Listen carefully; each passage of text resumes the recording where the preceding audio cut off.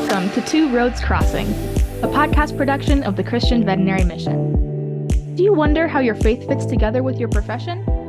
Well, join us as we explore how to live well at the intersection of two roads crossing.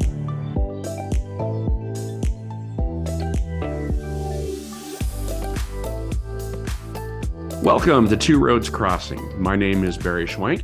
I'm a veterinarian, a pastor, and your host as we explore the intersection of faith and vocation. Let's face it, that intersection doesn't need to be very complex, maybe not as complex as we actually make it. And the secret is learning how to bloom where you are planted. And today I'm going to be talking with someone who has done that exceptionally well, Dr. Julie Buzby. Dr. Julie Buzby is a practicing veterinarian, a wife, a mother, a homeschool teacher, owner-operator of Dr. Buzby's Toe Grips. Last year, she hosted the DVM Moms Conference for veterinarians who are also mothers. Every year, she leads the Bible Tribe, which encourages people to read through the Bible in 1 year. You name it, she's done it or she is doing it. And so I actually had the privilege of meeting her back in vet school at Kansas State in the early 90s. And we decided that maybe the best way for us to reconnect after more than 25 years would be to talk a little bit about how veterinary medicine and faith fit together, and doing that live before your eyes right here on this podcast. And so I'm looking forward to chatting with Dr. Julie today. Well, hey there. How are you? It's great to actually get to see you, Julie. It's crazy, Barry. Has it been like 25 years? So I was just thinking about this because I don't know if I'm sure I don't know if you remember this or not, but you gave me my tour when I came to K-State as looking at when I was interviewing for vet schools. So it has been now 29 years since, and I thought that's completely ridiculous. I think even as I was introducing this, I said 25 years, and then I got thinking, I'm like, wait a second, it's been longer than that. That's been sometime we first met. Last time we met probably, or last time we saw each other, has probably been 25 years easily. Yeah. So I'd like to apologize for that. I mean, I know, like, when my husband and I were just having this discussion. Mm-hmm. I mean, it wasn't a current issue in our lives. Thankfully, mm-hmm. He was talking about it. I don't even know in what context, but he was saying, once you're married, mm-hmm. you really cannot have a best friend who's a male or vice versa.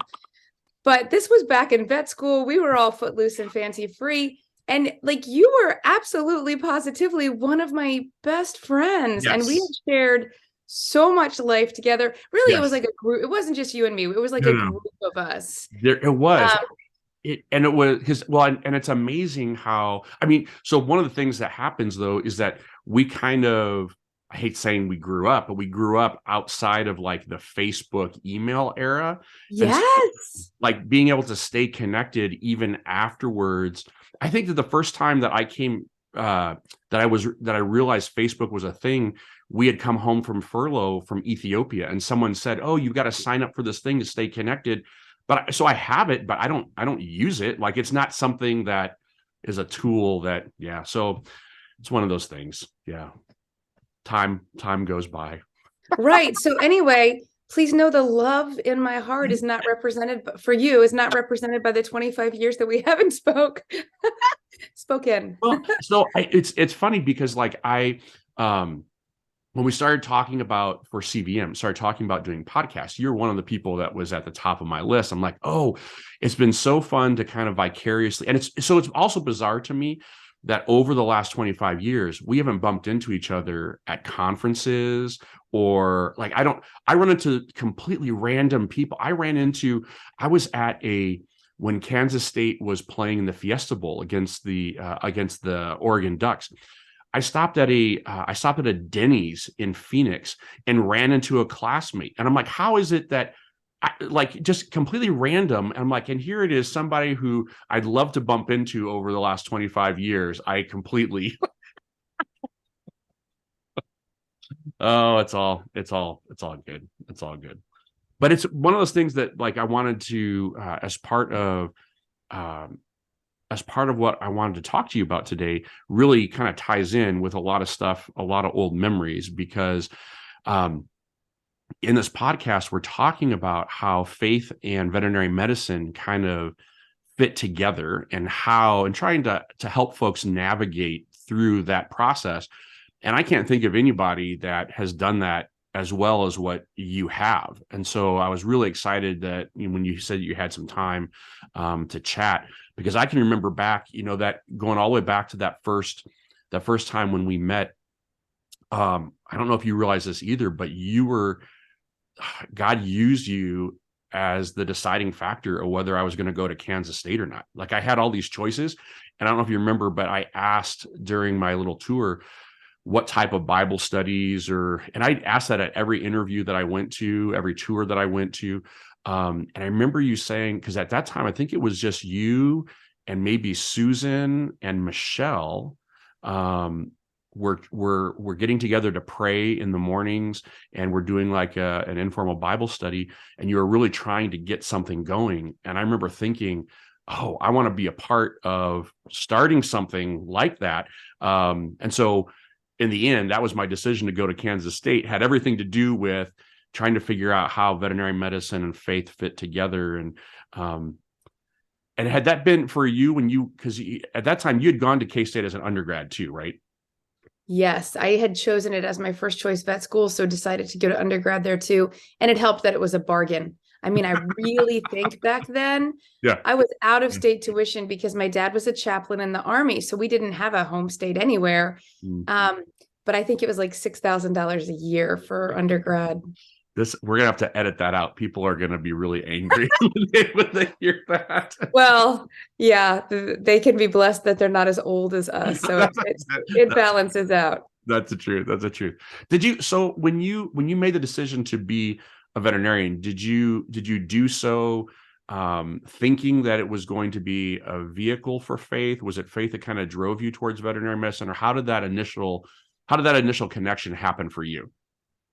Yes. So I have to say that I just led with my heart, and it was not well thought out at all.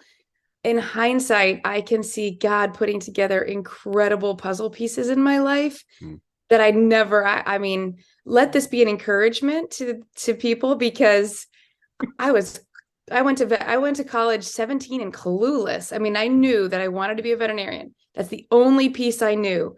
And I wish I could say that it was as well thought out as you, thinking, oh, I could go to K-State and I could make a difference in building this program. It wasn't. I mean, I had no idea.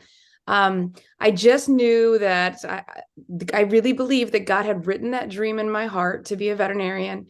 And I'm so thankful. I mean, I didn't figure it out to my senior year of vet school. So I had been at K-State for 7 years at that point. Like, one day it occurred to me during senior rotations. I mean, I remember recovering this dog and talking to the owner, and it was the owner's husband. The owner was a vet, and he's like, my wife, for whatever reason, his wife wasn't in the picture. She was ill or in the hospital or something. And he was asking me how to mix up a bottle of Clavamox, because I think the instructions say, like, you put in half and then shake it and then put in half or something. And he didn't understand why that was there. And I was a senior vet school student. I didn't understand why I was there either, but we were the blind leading the blind. We're trying to figure this out. But that was the moment that I thought, oh my heavens, I went into this profession for the animals, completely just naive, James Herriot. Yeah. And it's really the people. This is a people profession. And in that moment, I just remember feeling so much joy of like, wow, this is going to be such a great life, that for the most part, every horse has somebody on the other end of the lead shank. Every dog has somebody on the other end of the leash. And there's going to be an opportunity to really engage in relationship. And so that was that moment for me. Faith-wise, so I think I've got to go back and confess to you, Barry, that I don't actually know if I was saved in vet school. And my husband and I talk about this. He's like, Julie, of course you were saved, because God used me to lead him to the Lord, and we went on to get married. He was a client. But I'm like, I don't know. I went to my, about 13 years ago, I took a friend who was interested in salvation to an evangelical meeting at our church. And our pastor does this so well. It's the best thing he does is like, he is an evangelist at heart, and he presents the gospel in such a simple way. And of course, I knew the plan of salvation because I wrote it out on a paper plate and drew the chasm between God and us and the bridge of Christ over sin. But it was in that moment when I was there for my friend that I really felt like that was the first time that I fully grasped my bankruptcy without the Lord. And like prior to that, you can probably attest to this, Barry, I had a pride problem. Like I inherited it from my... I wasn't going to bring that up at all. I wasn't going to say anything. I'm just the right thing to do, Barry, right now is to say, I have no idea what I'll you're avoid talking about, Julie. I'll avoid your pride if you avoid my immaturity. Is that that's okay? All right, now we're really getting to the heart of 25 years of friendship. Right. So yeah, and I just realized like, okay, well, it was subconscious because I knew that it's faith without, I mean, I knew that it's faith in Christ alone. Like in my head, I had it all right. But I just had this moment where I thought, I am trying to contribute something here to my salvation relationship. Like, God, can't you just be happy to have this daughter of a preacher who's lived a good life? Like, okay, I get it. It's salvation through Jesus' death on the cross and his righteousness. But like, can I get 1% like gold star for me? So that's all subconscious, never came out, but really sitting there, I thought, this is how I think if I really deep dive down. So it was really like a really broken moment for me to realize, like, if I don't come to Christ in complete bankruptcy and just acknowledge 100% his work and all my righteousness is as filthy rags, right? That's what the word says. Yep. Then I don't know. I don't know where I was before. I don't know. I mean, I think you're saved or you're not, like, but I really don't know. But I do know in that moment, something really changed for me and I got rebaptized. So definitely a different walk for me since then. And I'm so thankful. Well, and it's interesting. And I'm sure that there are some folks that are either listening who are either in vet school and just FYI, right? I don't know if you've kept up with some of these things, but the last time I checked, I think the Kansas State CVF group is big enough to have their own small group program. It's a massive. Wow, that's it's insane. like right. And I think about how, but from the very beginning, like what the thing that I was really searching for was kind of the same thing that you were talking about is that trying to discover my own faith. You know, I was kind of connected to missionary parents. And so I was trying to discover my own faith, came into vet school young, very immature, trying to figure out where God and I stood and how all that fit together. And for that little group that started, that little group that all fit into one car at one point in time and could go to different churches together and stuff, that was a big part of that exploration for me, trying to figure out how I knew that God, the same thing, like I knew about God. I knew that God had a plan for me, but I didn't quite fully grasp what that was. And so a lot of the decisions that I made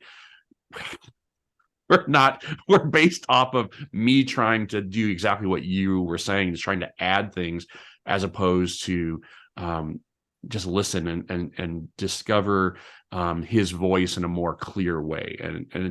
But it has to start somewhere. And so, you know, for me, it was a lot of that emerged out of K-State and that CVF group that really started that process for me. And it's been, 30 years. And I'd like to think that I'm a lot further than I was back in those days. But one of the things that I've appreciated is just the idea that wherever God happens to have you, that's the place where you should bloom and grow.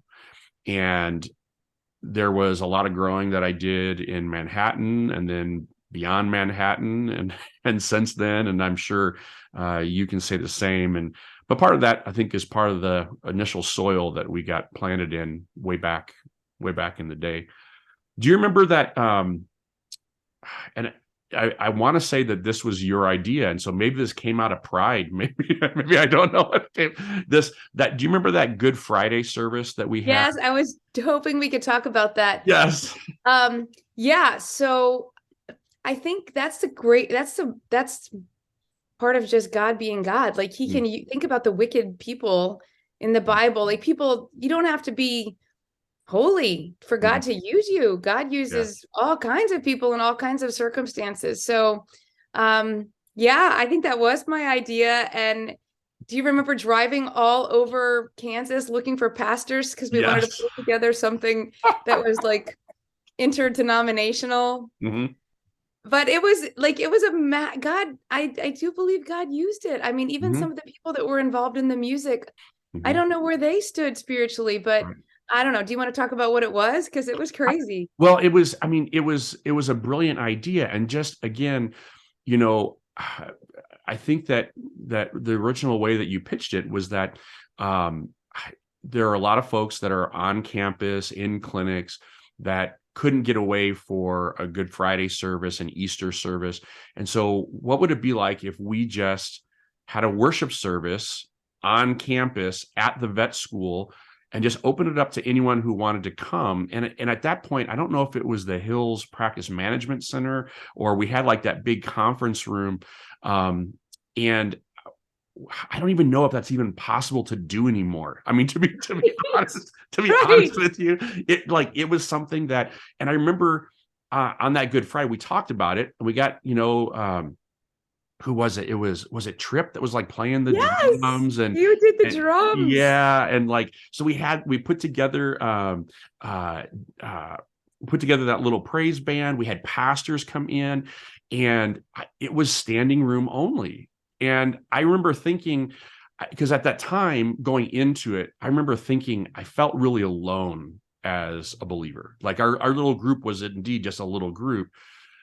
But then on that Good Friday service, there were so many people, and I really wrestled with, why is it that I'm a part of this small group who's really trying to figure things out, but yet there's this larger group that either has it figured out already and I'm just not a part of it? Or I really struggled with that, the dichotomy of why would you have so many people show up for a service that weren't part of the daily fellowship and encouragement and the searching. But that actually, did you know? So one of the pastors there then approached me afterwards about being a youth leader at his church, and that changed.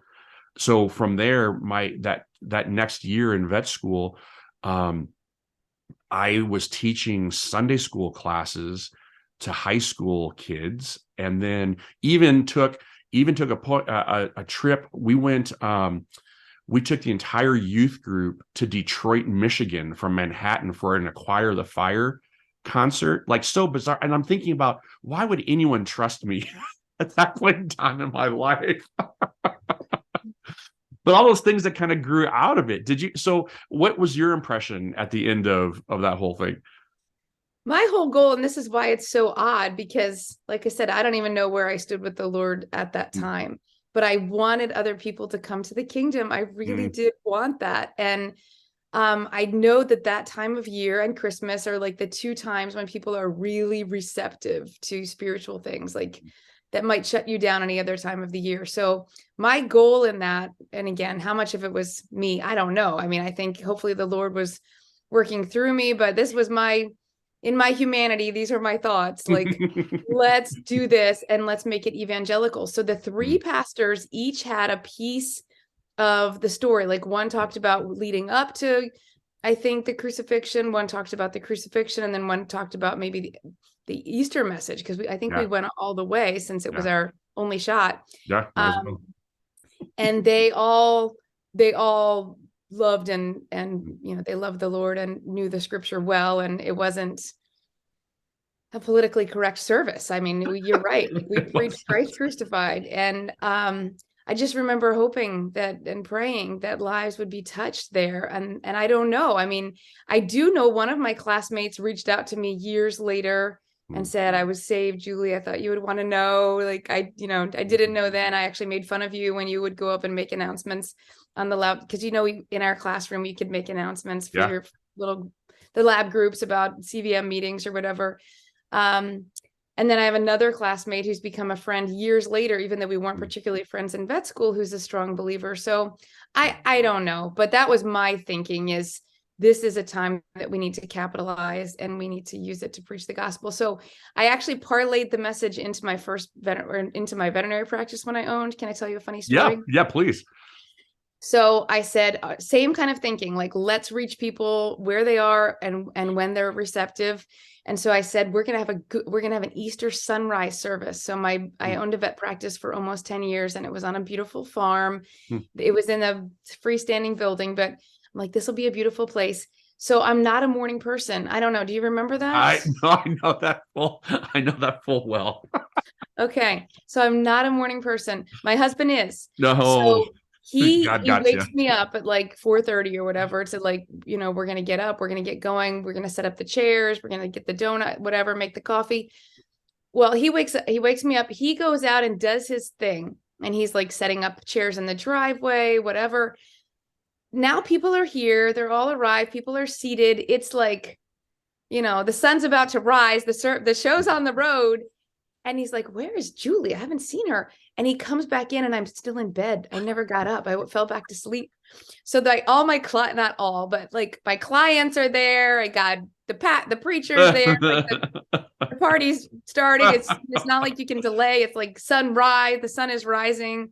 And I was in bed. I'm like, oh my heavens. So, but I still think it's a good idea of using those times in life, whatever we can, like any advantage we can to share the gospel in season and out of season.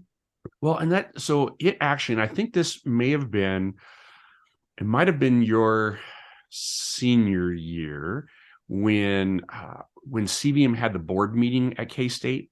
Do you remember that? Didn't you have people sleep on your floor during that? I vaguely remember that. I don't know. Maybe I'm know. It's been a long time. I remember lugging a ping pong table up my second story apartment. Do you remember that? But yes. No, I don't remember board members sleeping on my floor. So fill me in. It was. I want to say it might have been 90. It might have been 97 when CVM at that time their board meetings would rotate. They have two board meetings a year, and one they would have in Seattle, and the next one they would have at a vet school somewhere around the country. And one of the board members would host it and things like that. And we got wind of it as a CVF group. Again, I don't know how this happened because there was no internet. I don't know how. I honestly don't know how we survived most of the time. But that we had that whole. We invited vet students from Iowa State and from Illinois and from Missouri, and they came, and the board members, a lot of those students with other schools slept on floors of our CVF group. And then the board members, they stayed at a local hotel. And then that Saturday we had like a little worship service, and the board members shared. Dr. Dormany was there and Kit Flowers was there. And they talked to us about what it meant to be a Christian and a veterinarian and what that looked like in the real world. And I remember thinking, like, even from that Good Friday service, this just taking advantage of those little moments where even as a seeker, even if you don't have everything figured out, taking advantage of those moments to try to learn how to grow and to be to basically develop your faith more. And that eventually, so that particular meeting, eventually, I think Dr. Wendell Cantrell morphed that into the Real Life, Real Impact. That was the whole thing where it modeled after it and has continued and has grown and has grown and has grown. And the idea that there are so many young people who were just like us, that were just seeking to understand their place with God and what that means, and how to meld together this love of veterinary medicine, but also to be faithful spiritually as well. And that's a tough thing to do, but all those little things that have potential to grow. And so, like you were saying, like some of your classmates, some of those seeds that were planted a long time ago, even if you didn't fully know what you were doing at the time, God uses all of those things. And here you come a couple of decades later, and there's fruit that you didn't even know that you were planting back in the day.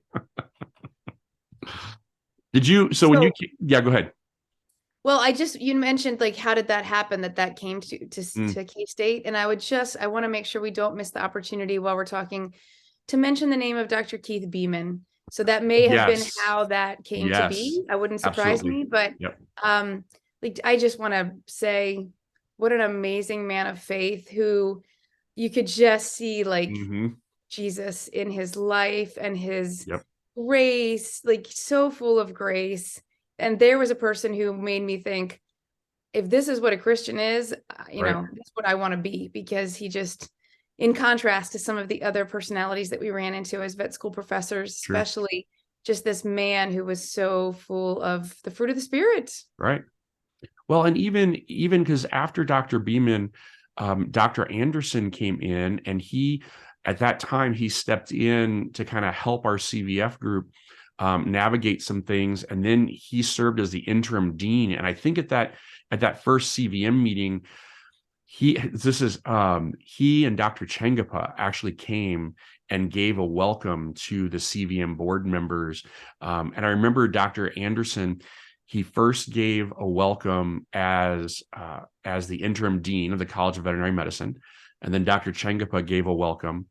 And then Dr. Anderson stood back up again and said, now, as a not representing the Kansas State, as a believer, I want to welcome you. And I remember thinking, like, I like just watching, between Dr. Beeman and Dr. Anderson and Dr. Sanderson and Dr. Renberg, just watching these people do what we love to do in veterinary medicine, but also navigate it, not exactly the same way, because they were all very different, but navigate it in their own way with some grace and some professionalism too. It's kind of an amazing thing. So when you graduated, did you go straight into private practice, or how did that transition happen for you?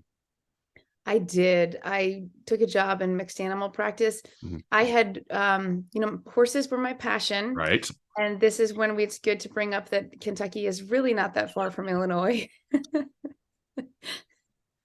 So this would be a good time, like, because when people ask, when I said, I know that you're not a morning person, I vaguely remember, because you were headed for an internship Root and Riddle at Root and Riddle in Kentucky, and I was headed home to Indiana, in Northwest Indiana, and I said, "Oh, Kentucky's not that far," and so I dropped you off in Lexington, and drove up, and I don't remember what I was doing that particular week, but I was really busy, and I thought, "Oh, this will be great, because I'll pick Julie up first thing in the morning, and then I'll drive down to Lexington, and she can drive across." Oh, this is going to be a bad story. And I remember, so this is what I remember of this trip, is that I picked you up. It was like really early in the morning, and you came out, and the first thing you said is, "I can't wait to sleep all the way to Manhattan."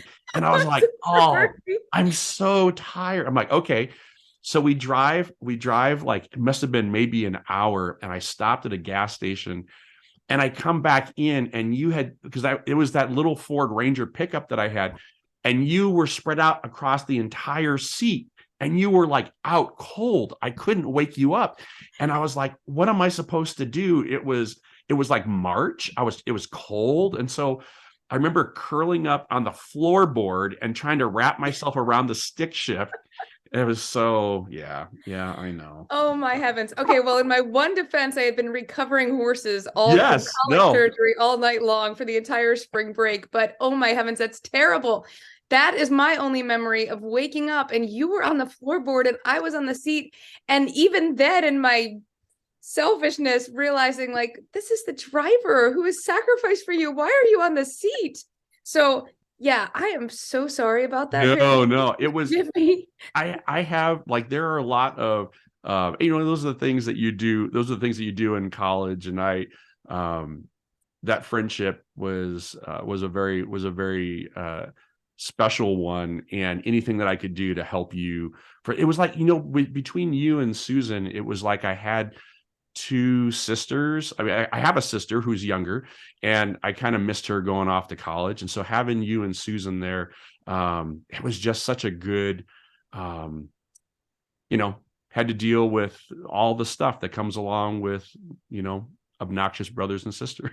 So, hey, our podcast episodes are about 30 minutes, which means that we're wrapping up episode number 1. But would you mind, because I want to talk with you some more about that next stage, because what happened after vet school, again, is a great example of you just blooming where you were planted. And some of the things that I've heard, from other people, the things that I've seen, I'm really fascinated to hear more about DVM Moms. I want to hear about Bible Tribe.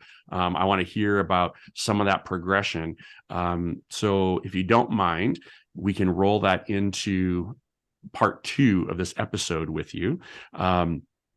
And for everyone who's listening, I really appreciate you sticking with us as we're reminiscing a little bit about how faith and veterinary medicine have been put together in kind of just a wonderful way, the way that God has knit those things together. And I want to encourage you who are listening, who maybe like us are at a point where you were questioning and not really sure exactly what that means. It's okay.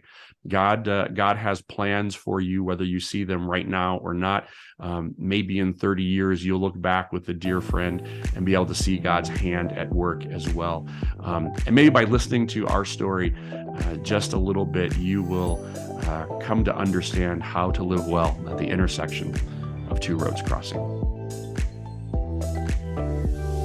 Thank you for listening to Two Roads Crossing, a podcast production of the Christian Veterinary Mission. If you are blessed by this content, like and subscribe so that you are alerted when new content is released. If you would like more information about CVM, or if you have questions, comments, or topical suggestions, you can find us online at www.cvm.org. Or you can contact us by emailing podcast@cvm.org. God has a plan for the nations, and that plan includes you. We pray that CVM has encouraged you to live out your calling with confidence and competence.